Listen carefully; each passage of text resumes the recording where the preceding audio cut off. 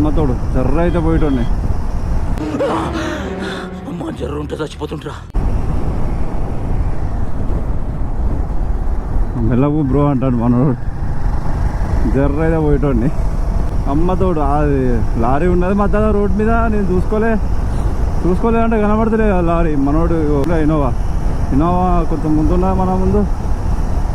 మనోడు ఒక్కడేసారి లెఫ్ట్ తిప్పిండు. నేను నాకు ఇట్టాను కావచ్చు లెఫ్ట్ అని నేను అనుకున్నా.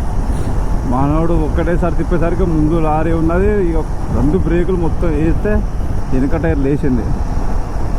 అబ్బా కూర్చోబడ్డది ఒక్కసారికి. అబ్బో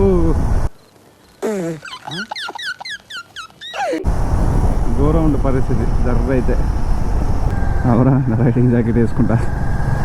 ఇది రియలైజేషన్.